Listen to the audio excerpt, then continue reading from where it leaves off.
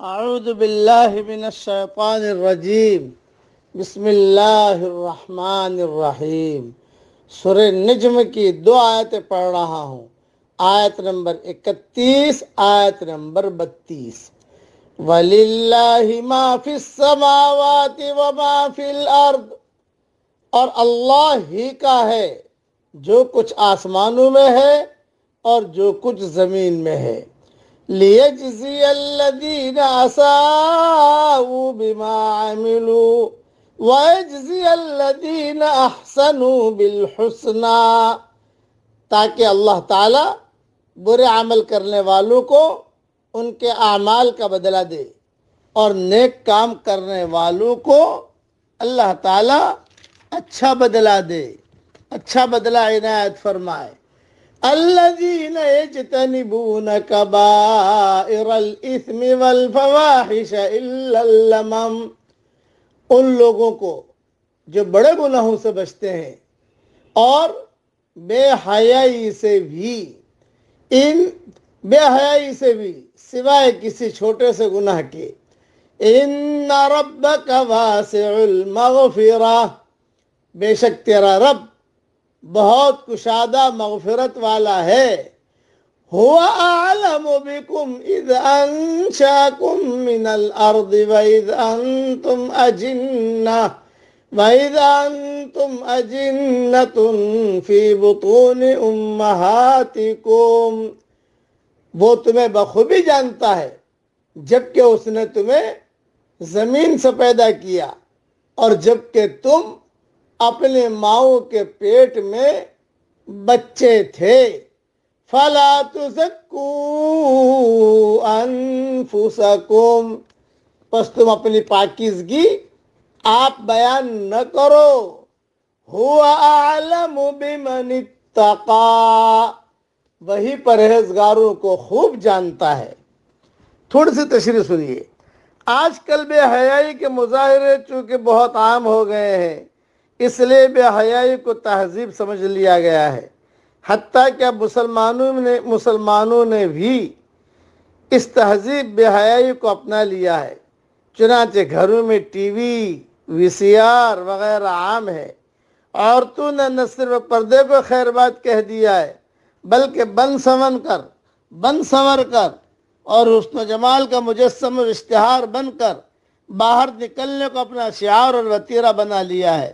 مخلوط تعلیم، مخلوط ادارے، مخلوط مجلسیں اور دیگر بہت سے موقعوں پر مرد اور عورت کا بے باکانہ اختلاط اور بغیر جھجک کے گفتگو یہ عام ہو گئی ہے۔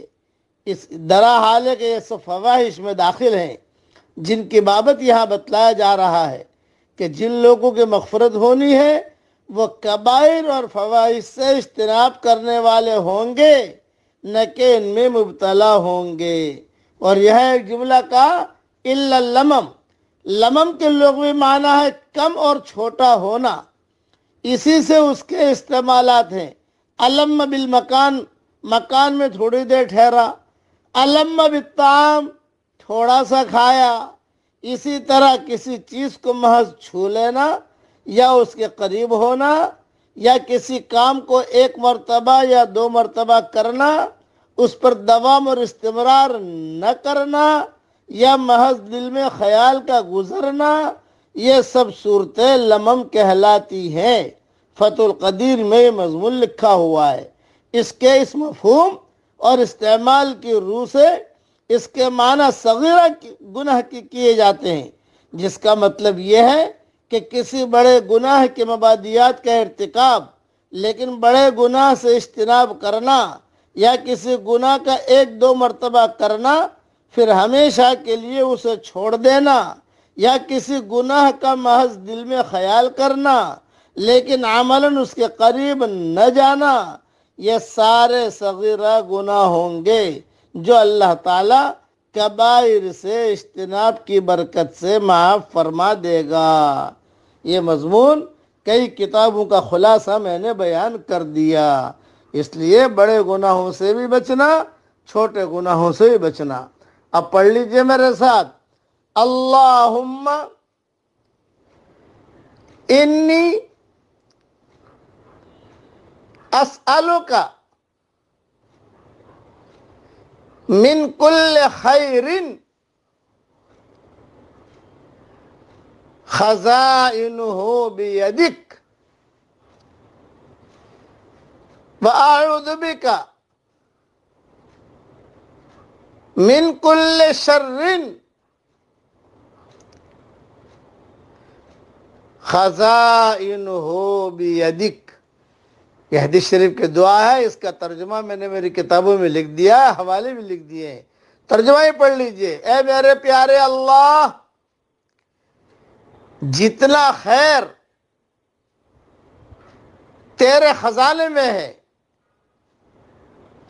وہ مجھے عطا فرما، اور جتنی برائی تیرے خزانے میں ہے اس سے بچنے کی توفیق عطا فرما. آمین. وآخر دعوانا ان الحمدللہ رب العالمین.